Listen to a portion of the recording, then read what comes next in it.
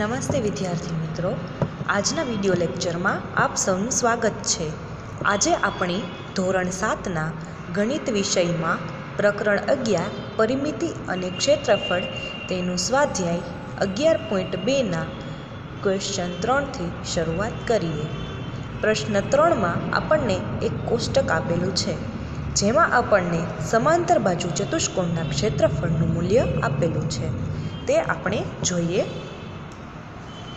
તેમાં આપણને A, B, C અને D આ પ્રમાણે 4 પ્રશ્નો આપેલા છે। એમાંથી આપણે પ્રશ્ન A થી શરૂઆત કરીએ। પ્રશ્ન એમાં આપણે જોઈએ કે આપણને કોષ્ટકમાં તેની આપણને માહિતી આપેલી છે, ઊંચાઈની માહિતી આપણે શોધવાની છે અને સમાંતર બાજુ ચતુષ્કોણના ક્ષેત્રફળની કિંમત આપેલી છે। તો સૌથી પહેલાં તો આપણે સમાંતર બાજુ ચતુષ્કોણનું ક્ષેત્રફળ બરાબર 246 સેન્ટીમીટરનો વર્ગ આપેલો છે તે લખીએ અને આધારની કિંમત છે 20 સેન્ટીમીટર તે લખીએ। ત્યાર પછી સમાંતર બાજુ ચતુષ્કોણના ક્ષેત્રફળનું સૂત્ર બરાબર B ગુણ્યા H। B એટલે કે આધાર અને H એટલે કે ઊંચાઈ। તો સમાંતર બાજુ ચતુષ્કોણના ક્ષેત્રફળની કિંમત આપણને આપેલી છે 246 બરાબર B એટલે કે આધારની કિંમત છે 20 ગુણ્યા ઊંચાઈ છે તે આપણે શોધવાની છે। એટલે હવે આપણે Hને કરતા બનાવીએ તો 246/20 આ પ્રમાણે લખીએ। તેની ગણતરી કરતાં આપણને ઊંચાઈની કિંમત મળે છે 12.3 સેન્ટીમીટર। તેથી આપણી ખૂટતી માહિતી ઊંચાઈ બરાબર 12.3 સેન્ટીમીટર છે, જે આપણને આ એ ક્રમ છે તેના માટે મળે છે। હવે આપણે B માટે જોઈએ। તેમાં આપણને સમાંતર બાજુ ચતુષ્કોણનું ક્ષેત્રફળ બરાબર 154.5 સેન્ટીમીટરનો વર્ગ આપેલું છે અને ઊંચાઈની કિંમત 15 સેન્ટીમીટર આપેલી છે। તો સૌથી પહેલાં સમાંતર બાજુ ચતુષ્કોણના ક્ષેત્રફળનું સૂત્ર બરાબર B ગુણ્યા H। સમાંતર બાજુ ચતુષ્કોણનું ક્ષેત્રફળ 154.5 સેન્ટીમીટરનો વર્ગ તે અહીંયા લખીએ બરાબર B એટલે કે આધાર આપણે શોધવાનો છે, એટલે B એમના એમ રહેશે ગુણ્યા H એટલે કે ઊંચાઈની કિંમત છે 15 સેન્ટીમીટર એટલે કે ગુણ્યા 15।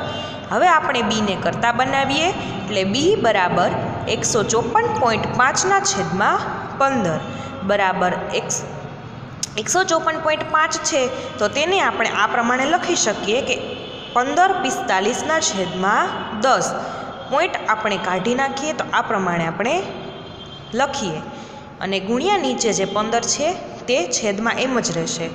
હવે આપણે આનો ભાગ ચલાવીએ, અહીંયા છેલ્લે 5 છે એટલે આપણે 15 સાથે તેનો ગુણાકાર કરી શકીએ। તો અહીંયા આપણે 15 સાથે ભાગ ચલાવતા 15 ગુણ્યા 103 કરીએ એટલે એનો જવાબ મળે છે 1545। તો અહીંયાથી જે 15 છે તે બંને કેન્સલ થઈ જશે, તો છેલ્લે શું વધશે 103 અને છેદમાં 10 એટલે 103/10।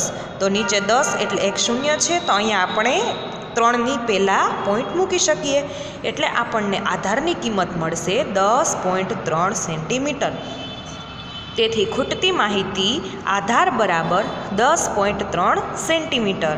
ત્યાર પછી આપણે C જોઈએ। તેમાં આપણને સમાંતર બાજુ ચતુષ્કોણનું ક્ષેત્રફળ આપેલું છે 48.72 સેન્ટીમીટરનો વર્ગ અને ઊંચાઈની કિંમત આપણને આપેલી છે 4.8 સેન્ટીમીટર।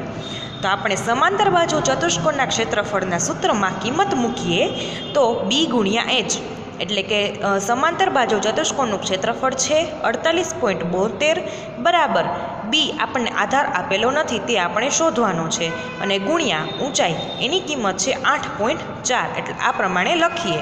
હવે Bને આપણે કરતા બનાવીએ, તેથી B બરાબર 48.72/8.4। આપણે 48.72ને 4872/100 એ પ્રમાણે પણ લખી શકીએ અને 8.4 જે છેદમાં છે તો એને આપણે આ પ્રમાણે ઉલટાવીને લખી શકીએ કે એના ગુણાકારમાં છેદમાં 84 અને અંશમાં છે તે 10। નહીં તો આપણે 8.4ને 84/10 એ પ્રમાણે લખી શકીએ, પરંતુ 8.4 છે તે છેદમાં હોવાથી આપણે આ પ્રમાણે ઉલટાવીને લખીએ। ત્યારબાદ 4872 અને જે 84 છે તે બંનેનો આપણે 4 વડે ભાગ ચલાવીએ તો અહીંયા 4872 ને 4 વડે ભાગવાથી 1218 ગુણ્યા 4 આ પ્રમાણે મળશે. અને 84 એટલે 21 ચોક 84, તો અહીંયાથી 4 છે તે કેન્સલ થઈ જાય. તો અંશમાં શું વધશે? 1218. તો 1218ના છેદમાંથી અહીંયા 10 અને ગુણાકારમાં અહીંયાથી 21. હવે આપણે 21 અને આ જે 1218 છે તે બંનેને 3 વડે ગુણીએ કે શું જવાબ મળશે? તો જોઈએ આપણે કે 21ને આપણે 3 વડે ભાગ ચલાવીએ તો 7 તેરીને 21 અને 1218 છે એને આપણે કરીએ તો 406 ગુણ્યા 3 મળે. તો ઉપર અંશમાંથી અને અહીંયા છેદમાંથી 3 છે તે કેન્સલ થઈ જાય. તો છેલ્લે શું વધશે? અહીંયા 406 અને છેદમાં વધશે 10 અને ગુણાકારમાં અહીંયાથી 7. તો આપણે હવે 406નો સીધો 7 સાથે ગુણાકાર કરીએ કે શું જવાબ મળશે? તો 406ના ભાગ પાડીએ તો 7 વડે ભાગ ચલાવવાથી આપણને 58 ગુણ્યા 7 મળશે. તો અહીંયાથી 7 અને અહીંયાથી 7 છે તે કેન્સલ થઈ જાય. તો ઉપર અંશમાંથી આપણને માત્ર 58 અને છેદમાં છે તે 10 વધશે. તો આ પ્રમાણે લખીએ કે 58ના છેદમાં 10 અને છેલ્લે છેદમાં 10 એક શૂન્ય છે એટલે કે અહીંયા અંશમાં છેલ્લા આંકડાથી આગળ અહીંયા પોઈન્ટ આવશે. એટલે આ પ્રમાણે 5.8 સેન્ટીમીટર આપણને આધારની કિંમત મળે છે. તેથી ખૂટતી માહિતી આધાર બરાબર 5.8 સેન્ટીમીટર આપણને દાખલા સી માટે મળી. ત્યાર પછી આપણે ડી માટે જોઈએ. એમાં આપણને સમાંતર બાજુ ચતુષ્કોણના ક્ષેત્રફળની કિંમત 16.38 આપેલી છે અને આધાર એટલે એની કિંમત છે 15.6 સેન્ટીમીટર. તો હવે આપણે સૂત્ર મૂકી અને તેમાં કિંમત લખીએ કે સમાંતર બાજુ ચતુષ્કોણનું ક્ષેત્રફળ બરાબર બી ગુણ્યા એચ. એનું આપણને કિંમત આપેલી છે ક્ષેત્રફળની 16.38 બરાબર બી. આધારની કિંમત છે 15.6 અને ગુણાકારથી એચ ઊંચાઈની કિંમત આપણે શોધવાની છે. તો એચને આપણે કરતા બનાવીએ એટલે કે 16.38ના છેદમાં 15.6. હવે અહીંયાથી પણ આપણે પોઈન્ટને કાઢીએ તો છેદમાં 100 એટલે 1638ના છેદમાં 100 અને 15.6 છે તે અહીંયા અંશમાં છે. હવે એના અંશમાં ફરીથી આપણે 10 લખીએ પોઈન્ટ કાઢવો હોય તો 156ના છેદમાં 10 લખવા પડે. તો છેદનો છેદ થાય એ ફરીથી અંશમાં જાય એટલે આપણે અહીંયા આ રીતે ઉલટાવીને લખી શકીએ કે 10ના છેદમાં 156.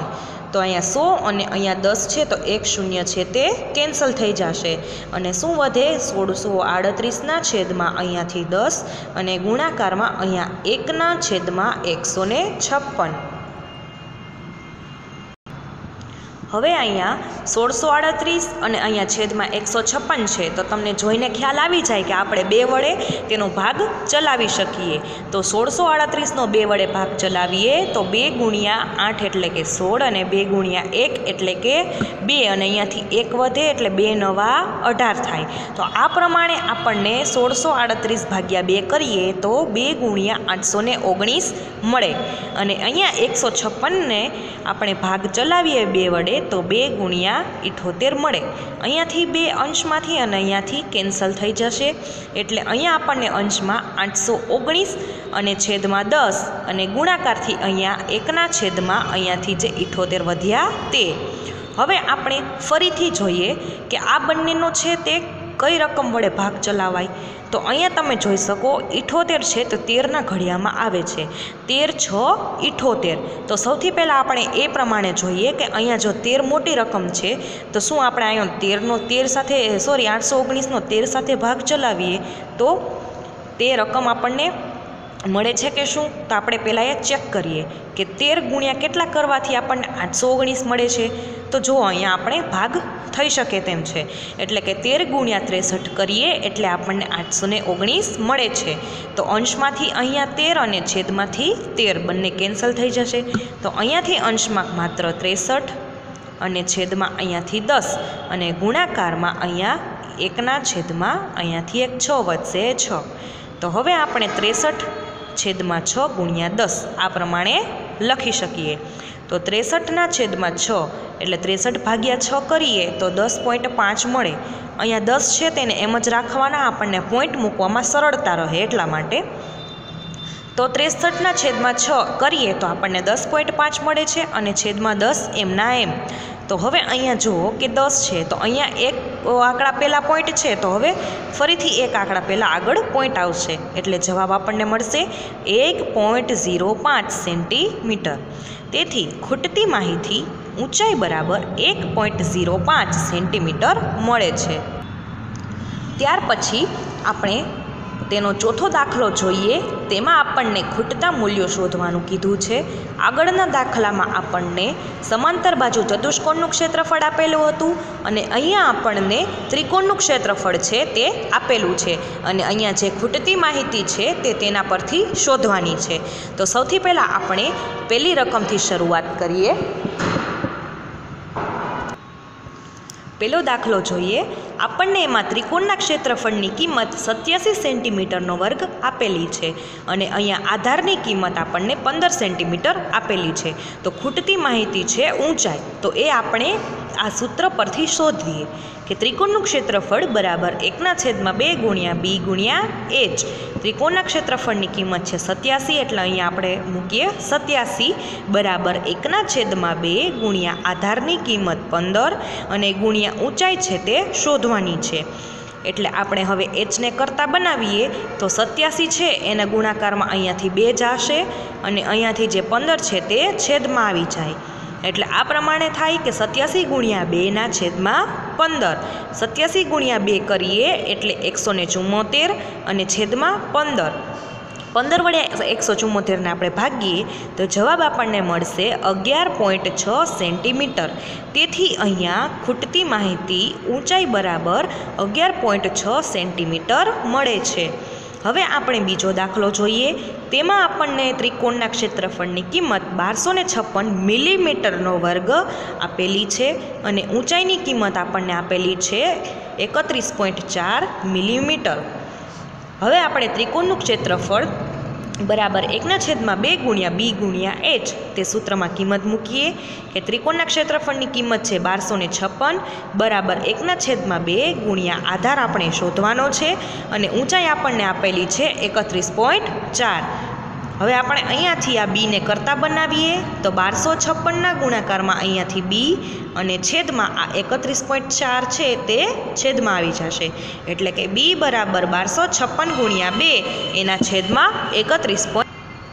હવે અહીંયા આપણે જોઈએ કે 1256 ગુણ્યા 2 અને છેદમાં જ્યારે 31.4 હતા તો ત્યાંથી આપણે પોઈન્ટ એક દૂર કરીએ તો એના છેદમાં આપણે 10 લખવા પડે અને 314ના છેદમાં અહીંયા આપણે 10 લખીએ તો છેદનો જે છેદ થાય તે અહીંયા અંશમાં જાય એટલે અહીંયા આપણે અંશમાં ગુણ્યા 10 લખી શકીએ. તો હવે આપણે 1256નો આપણે ભાગ 4 વડે ચલાવીએ તો 4 ગુણાકારમાં 314 કરીએ એટલે આપણને જવાબ 1256 મળે. તો અહીંયાથી 314 અને છેદમાંથી 314 તે બંને કેન્સલ થઈ જાય એટલે અહીંયા આપણને અંશમાંથી 4 ગુણ્યા 2 અને ગુણ્યા 10 એટલું મળે.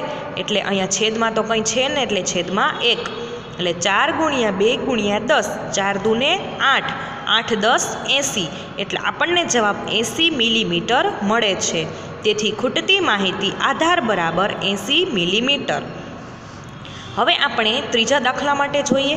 તેમાં આપણને ત્રિકોણનું ક્ષેત્રફળ 170.5 સેન્ટીમીટરનો વર્ગ આપેલું છે અને આધારની કિંમત છે 22 સેન્ટીમીટર. તેથી આપણે ત્રિકોણના ક્ષેત્રફળની સૂત્ર મૂકીએ અને તેમાં કિંમત મૂકીએ 1/2 ગુણ્યા b ગુણ્યા h. ત્રિકોણના ક્ષેત્રફળની કિંમત છે 170.5 બરાબર 1/2 ગુણાકારથી b આધારની કિંમત 22 અને ગુણાકારમાં ઊંચાઈ આપણે શોધવાની છે એટલે h.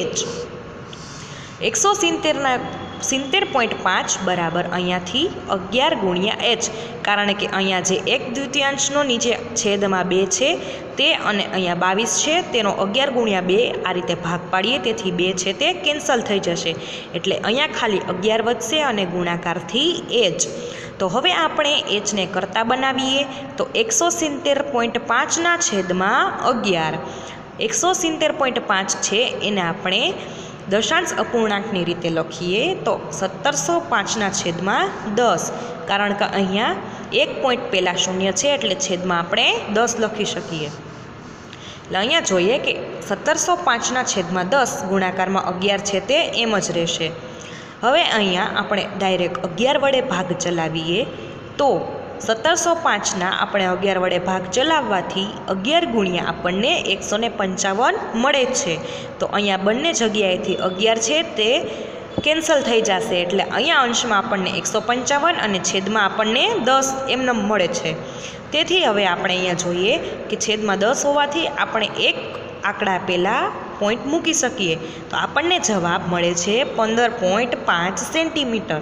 તેથી ખૂટતી માહિતી ઊંચાઈ બરાબર 15.5 સેન્ટીમીટર. Thank you.